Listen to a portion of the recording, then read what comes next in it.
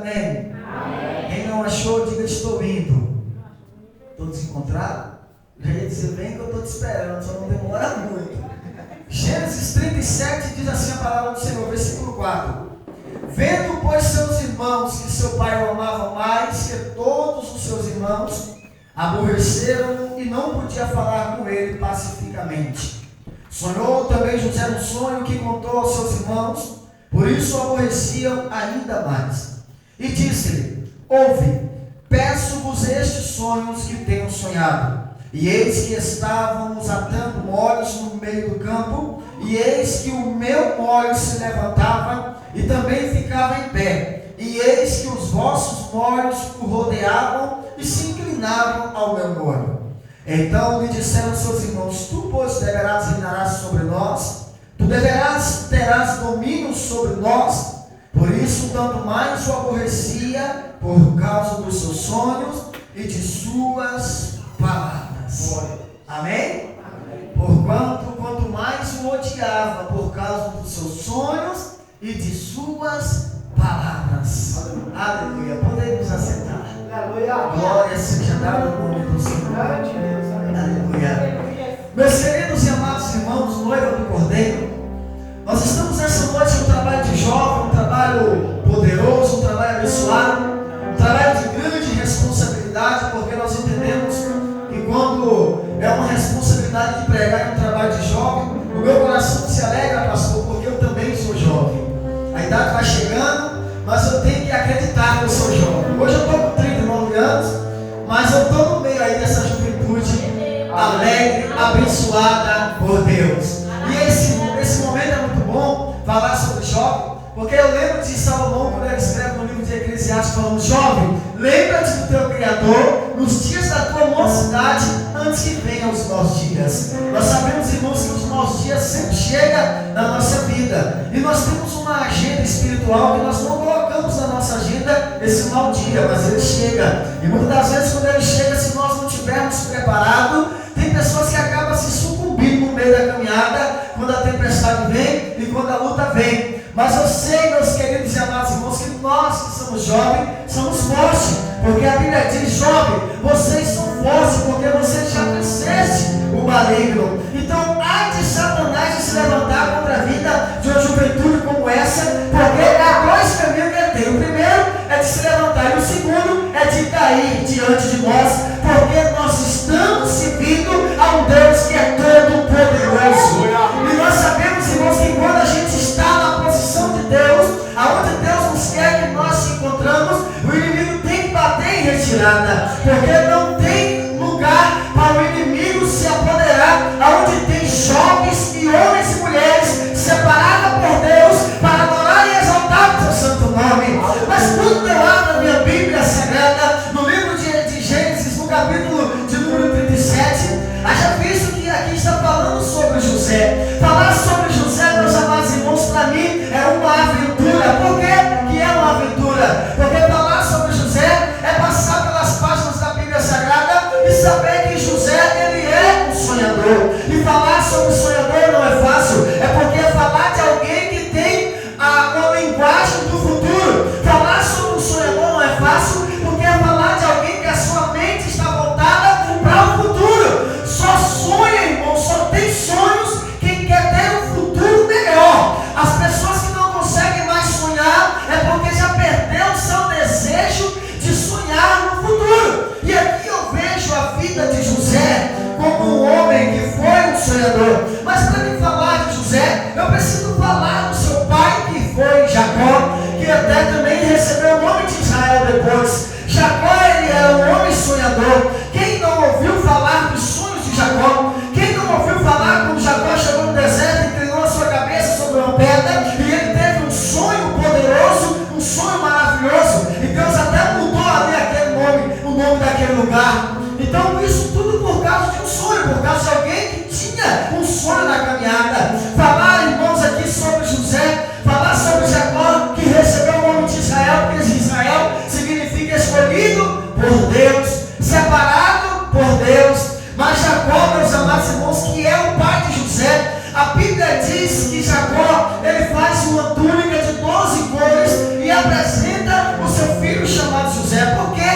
Jacó ele tinha esse amor, esse apego por José. A Bíblia diz que Jacó amava mais José do que os seus demais filhos. Por quê?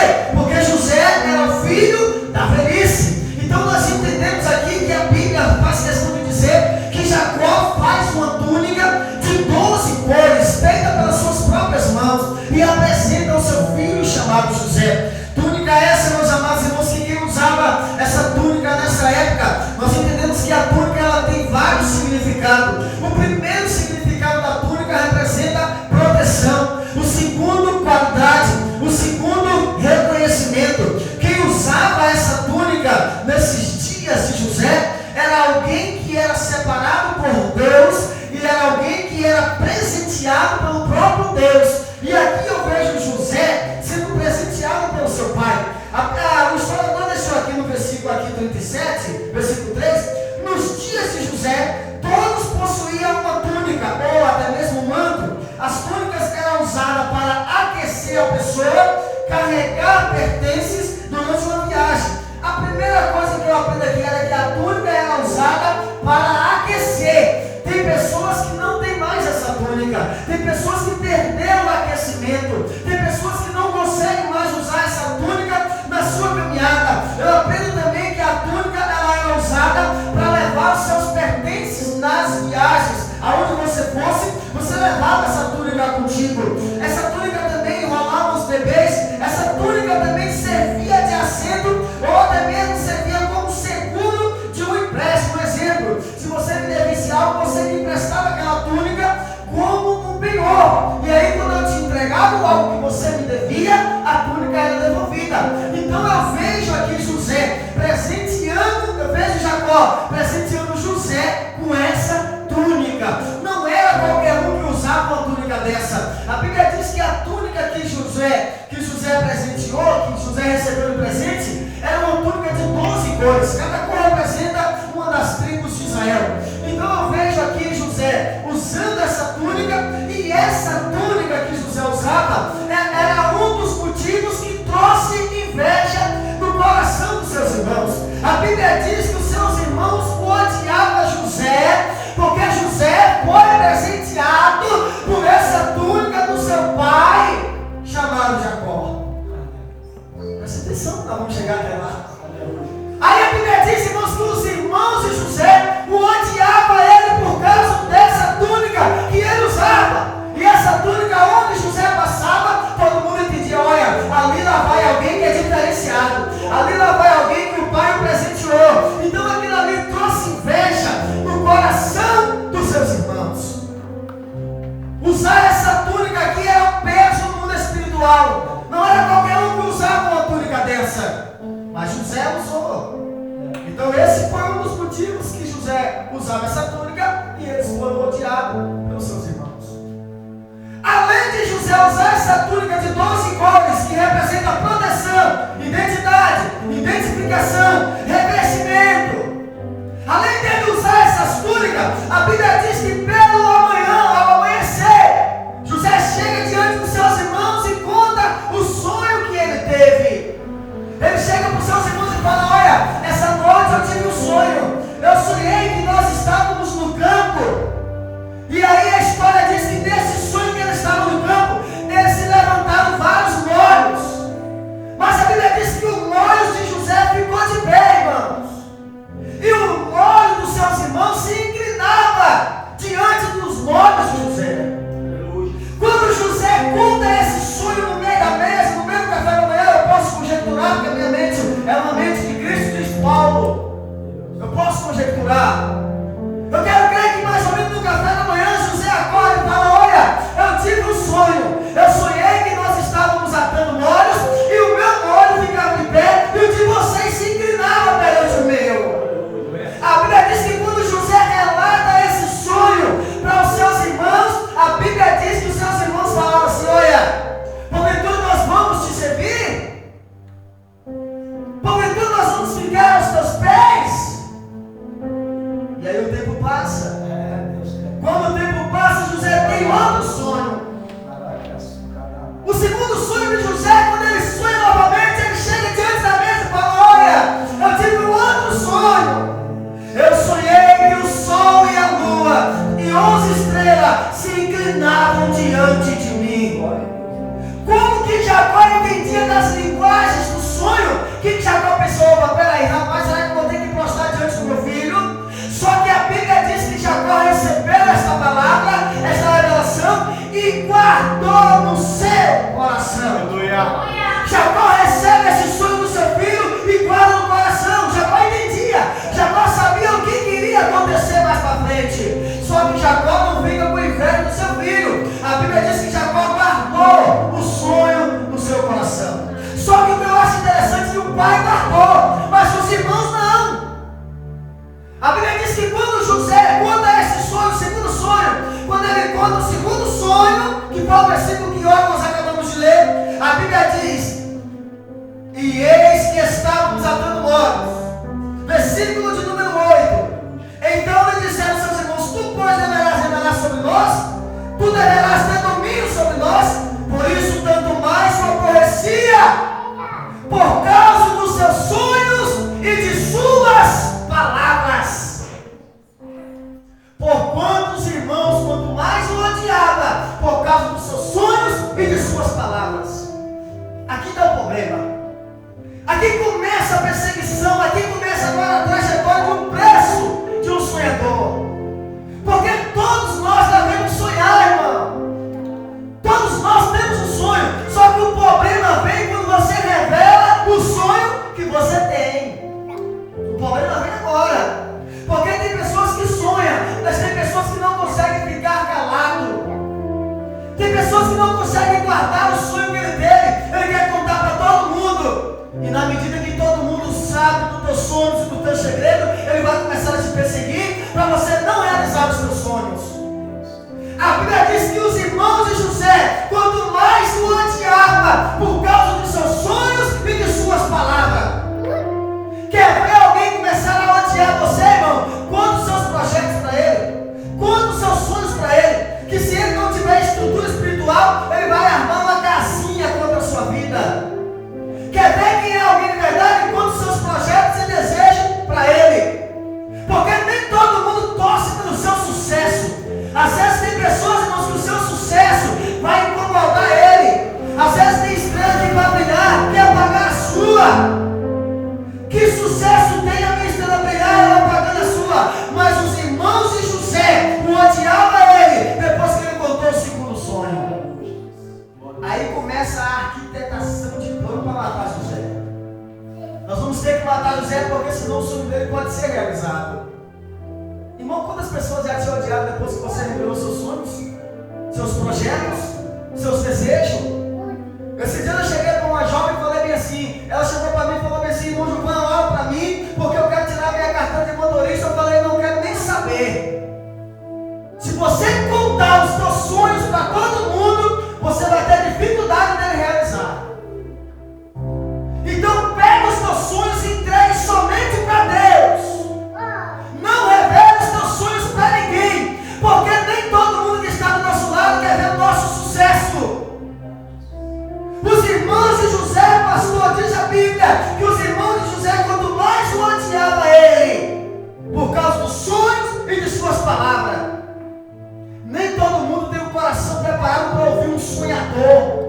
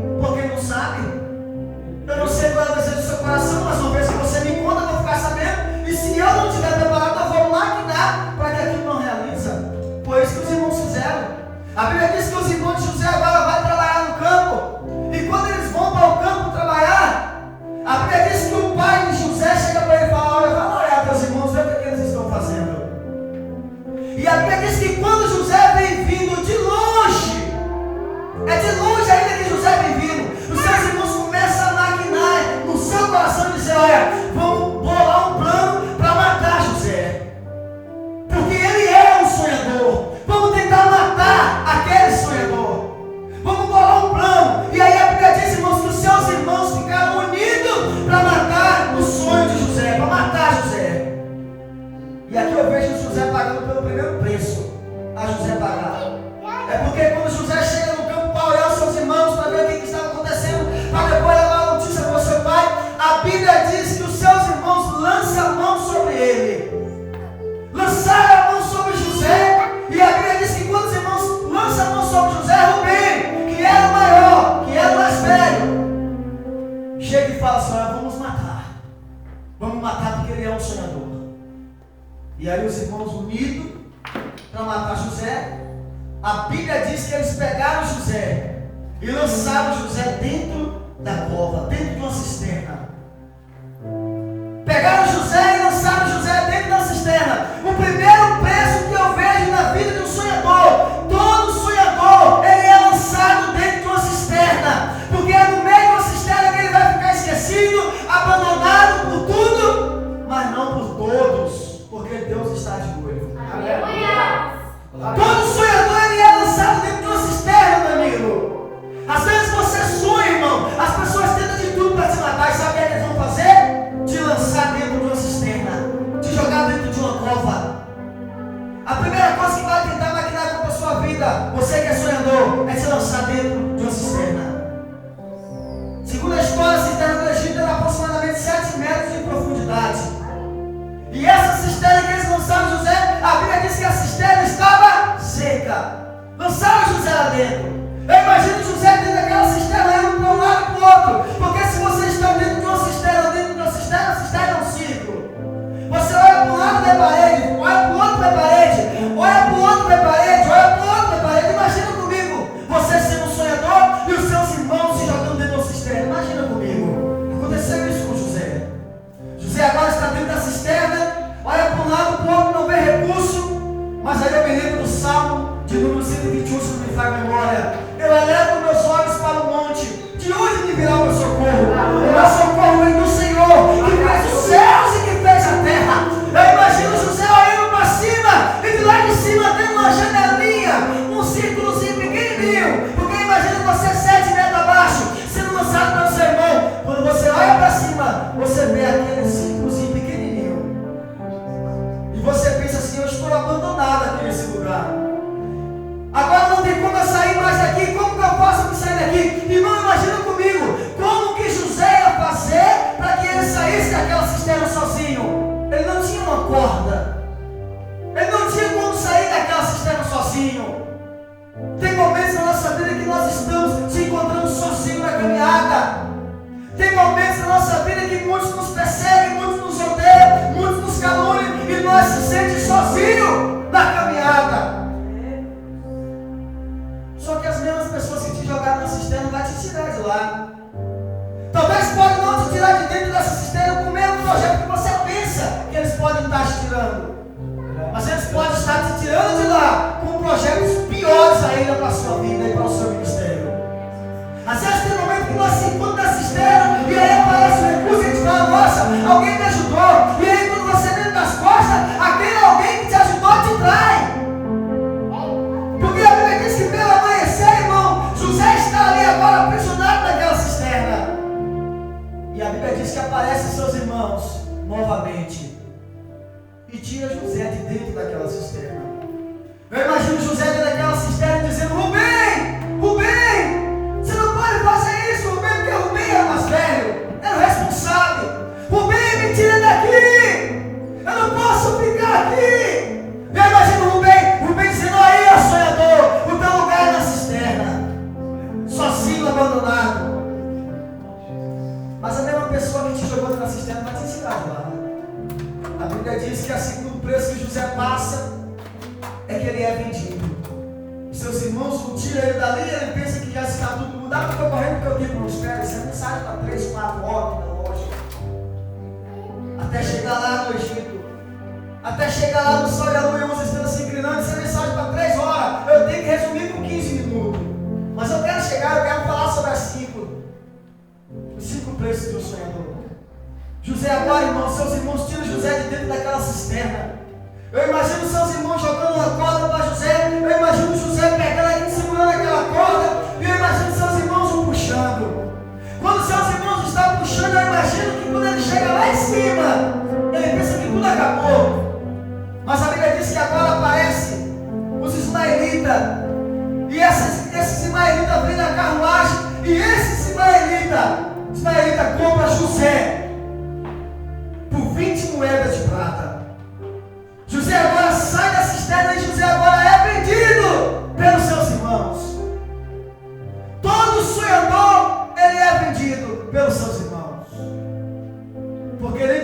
irmãos está preparado para saber os nossos sonhos. Mas já que ele contou, se prepara.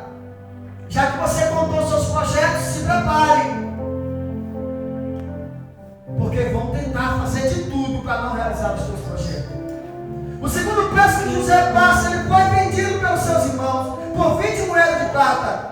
Está lá em Gênesis no capítulo 37, versículo de número 28, que diz assim a palavra do Senhor: passando, pois, os mercadores midianitas, tiraram e alcançaram a José da cova, e venderam José por 20 moedas de prata aos ismaelitas, aos quais levaram para o Egito. José agora sai da cova, agora eles pegam José, vendem José por 20 moedas de prata, e José agora é vendido como escravo. José não era escravo, José foi vendido como escravo. E quem que vende José como escravo? Os seus irmãos. Por quê? Por causa de um sonho que ele contou. Então é por isso que nós temos que tomar muito cuidado, irmãos. José agora é vendido para ser escravo. Só que José não tinha experiência para ser escravo, porque ele não era. José era novo. José não tinha uma idade avançada para ser escravo, preparado ao trabalho. Só que aí agora a Bíblia diz que diante daquela feira de escravo, aparecem os servos de Potifar e compra José. E José agora é vendido como escravo e vai para a casa de Potifar. Depois que José foi lançado da cova, José agora é vendido pelos seus irmãos, e agora, além de ser vendido, vai se tornar escravo no Egito. Escravo sem experiência. Imagina você ter que trabalhar no serviço braçal sem experiência nenhuma. Tudo isso por causa de algo que você contou, tudo isso por causa de um sonho que você contou. José agora é vendido para Potifar. Isso eu encontro lá em Gênesis 39, versículo de número 1, irmão. Para acompanhar comigo. E José foi levado ao Egito.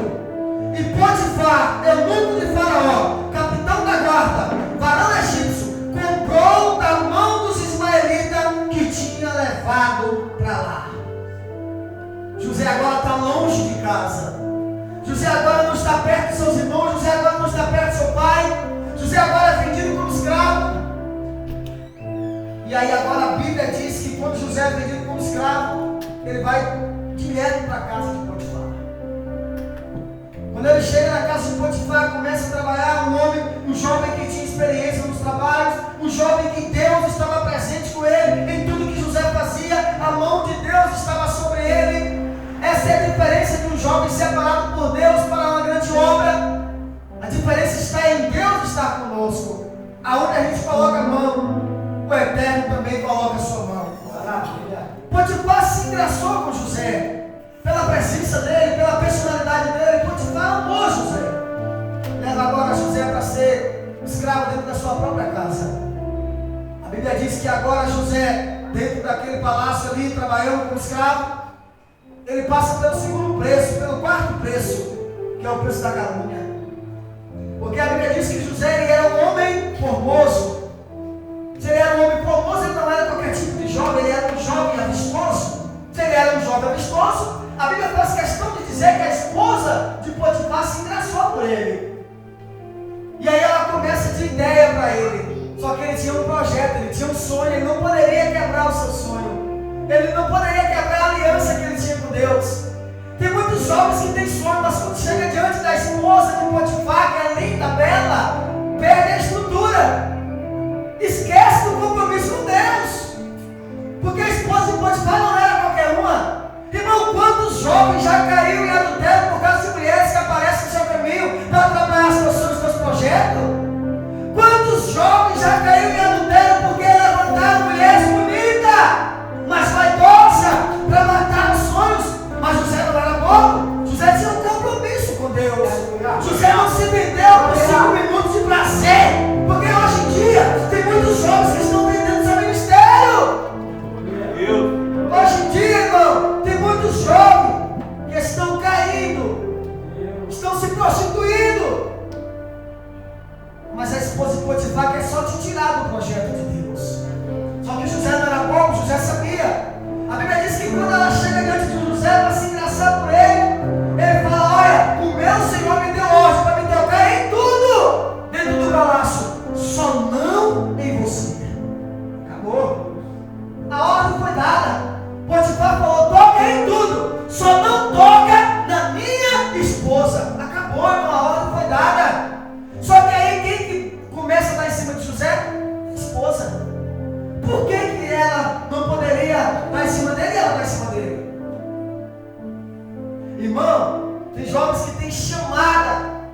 jovens que têm ministério. E aí de longe aparece as Dalila, aparece as Betseba, aparece tudo para poder matar os nossos sonhos. Se nós não tomar cuidado, nós acabamos sucumbindo. Então nós temos que tomar muito cuidado. Aí ela chega diante de José e fala: olha, gostei de você, eu quero você, quero deitar com você. Ela pede para deitar com ele. A Bíblia diz que ela tenta arrancar a túnica dele. Quando ela parte para cima dele, a Bíblia diz que José sai correndo e larga a sua túnica para trás. Ele não poderia perder os seus sonhos, não poderia perder a sua intimidade com Deus. Ele larga a sua túnica, que foi um presente do seu pai. Ele larga a túnica que representa a autoridade dele. Ele larga para trás para não perder os seus sonhos. Está entendendo, irmão? E aí ela chega diante dos servos de Potifar e fala: olha, esse homem me agarrou. Esse homem tentou me vilipendiar. Esse homem tentou fazer isso e aquilo comigo. Mas ele tentou? Não. Ele queria deitar com ela? Não. Mas ela está dizendo que ele queria. Então isso é o quê? Uma calúnia. É você não fazer algo e as pessoas dizerem que você fez. Sabe o que é que faz? Já que eu não consigo matar ele, eu vou caluniar com ele. Já que eu não consigo destruir ele, porque ele é um sonhador, eu vou dizer que ele caiu em adultério com fulano de tal. Vou pegar o nome e vou espalhar. E aí você é sonhador, você começa a ficar frustrado.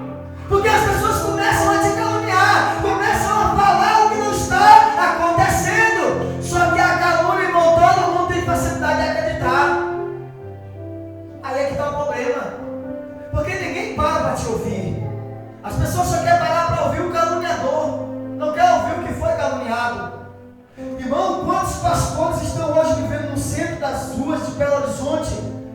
Foram pastor, tiveram ministério, mas foi caluniado pelo seu ministério e hoje se tornou mendigo de rua. Esse dia nós estávamos com o irmão evangelizando no centro, e aí eu evangelizei um pastor. E esse pastor que estava no centro, ele foi caluniado. Disseram que ele tinha caído com o irmão no círculo de oração. E era um pastor de fibra, era um pastor de nome. Mas caluniaram contra o ministério dele. A igreja acreditou na calúnia. Não pararam para dar ouvido para o pastor. E agora enfrenta essa calúnia. Perde sua família. Perdeu o seu nome. Perdeu a sua identidade. O homem cita a Bíblia de Gênesis e Apocalipse, mas está vivendo nas ruas por causa de uma crise de identidade, porque enfrentou uma calúnia e ninguém ouviu. Quem bem souber, irmão, não calunia com o nome de ninguém, porque a calúnia é igual você subir em um apartamento de 10 andares e soltar um travesseiro de pena de lá de cima. Abre um travesseiro de pena lá de cima, de 10 andares, solta e deixa aquelas penas se espalhar. Nunca mais você vai conseguir pegar aquelas penas todas e colocar dentro do travesseiro novamente. Cuidado com as suas palavras, cuidado quando você falar de alguém. Porque tem muitas pessoas que estão enfrentando calúnia por causa de sonhos e projetos. Eu passei por isso. Quem me conhece sabe que eu passei por isso. E não é fácil, irmão. Ser caluniado não é fácil.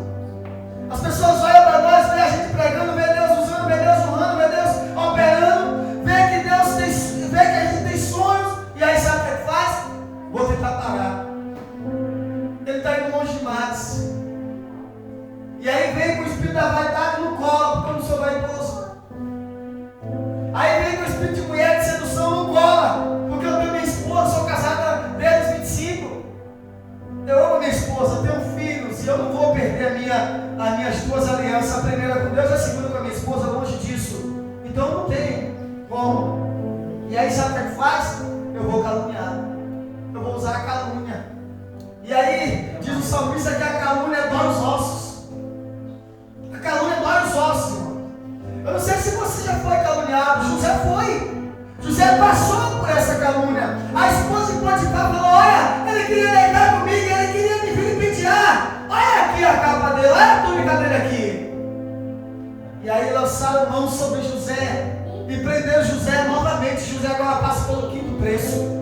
José agora, além de passar pela calúnia sem ter feito nada, ele agora vai ser preso. José é preso. Está lá em Gênesis, no capítulo 39, 7, 8, 9, do 3 ao 14, e assim à frente. José agora é preso. E é nessa prisão que Deus começa a honrar José. Já deu 9 horas, eu preciso parar.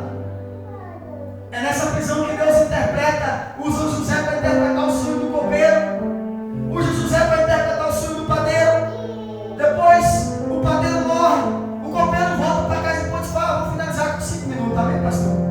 O padeiro volta para a casa de Potifar, José continua na prisão, e daí o tempo se passa, passando-se o tempo.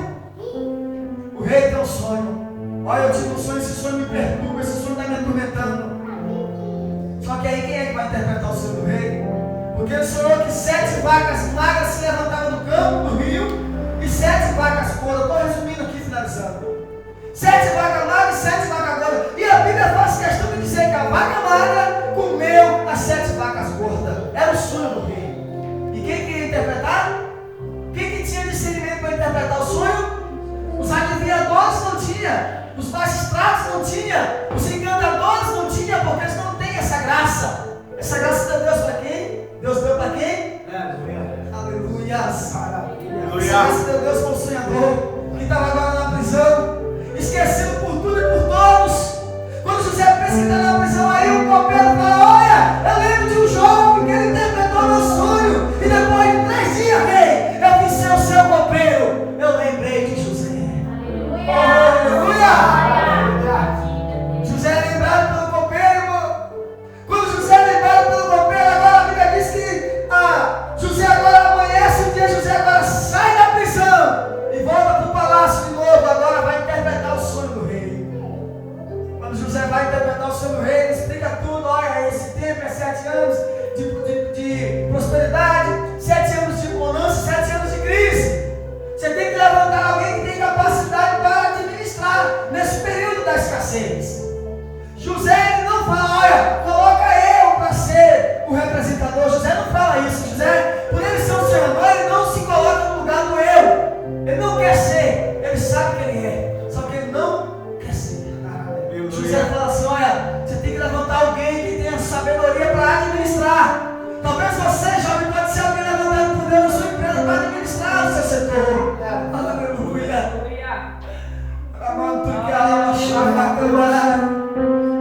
José sai da prisão, vai lá e interpreta o sonho do rei.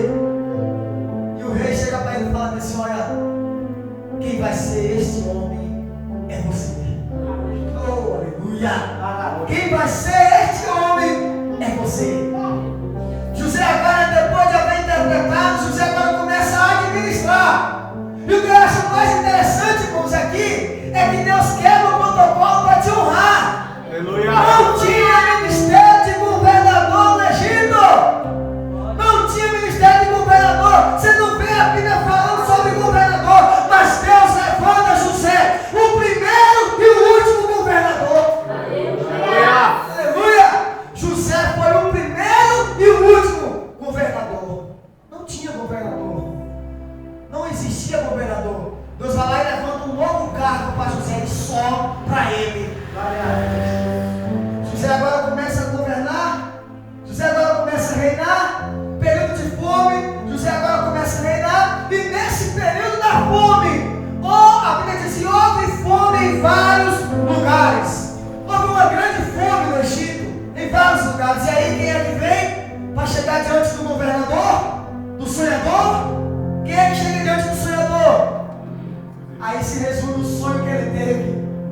Eu tive o segundo sonho, e o sol e a lua e 11 estrelas se inclinavam perante a mim. A Bíblia diz que no período da fome, o pai, a mãe e os seus irmãos saíram da terra dele e vieram para a terra onde tinha prosperidade. Era onde José estava governando. Ninguém que chega diante de José e se prostra para pedir um alimento para poder se alimentar. Seu pai, sua mãe e seus irmãos.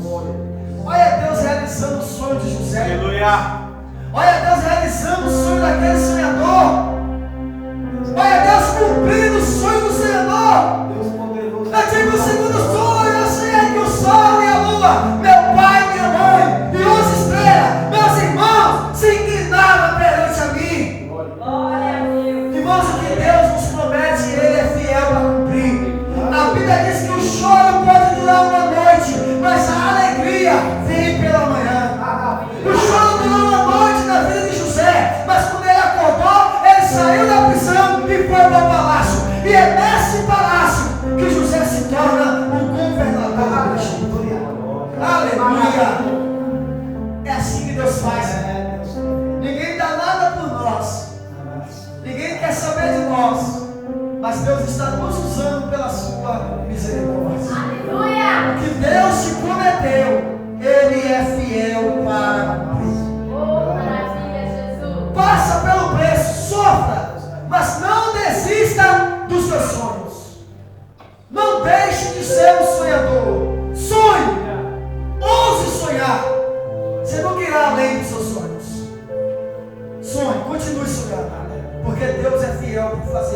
Amém? Meus amados, já é 9h05, já passei 5 minutos de hora extra. Quem faz hora extra recebe mais, mas eu preciso parar por aqui, porque é muito bom quando a comida está boa, e aí dá vontade de continuar o prato. Mas que Deus possa continuar nos abençoando cada dia mais e mais, em nome de Jesus. E eu agradeço por essa rica e poderosa oportunidade. E eu trago também um abraço do meu pastor Adson. É muito bom a gente pregar em casa, né? Porque eu conheço, eu falei, meu pastor, a carta, meu filho. Ele falou, filho, não precisa de carta. Se já é uma carta linda, pode ir e deixa Deus te usar. Quem está lá eu conheço, quem está aqui ele conhece, então vai e deixa Deus te usar. A gente quer trazer a carta, né? Mas graças a Deus, irmãos, que Deus abençoe a todos. Eu creio que Deus falou conosco, porque todos nós que estamos aqui somos um sonhador. Sonhe, ouse sonhar. Só que não conta os teus sonhos para ninguém. Conta somente para Deus. Conta seus projetos somente para o Senhor. Amém? Deus abençoe a todos. Eu passo o microfone para quem de direito, em nome de Jesus.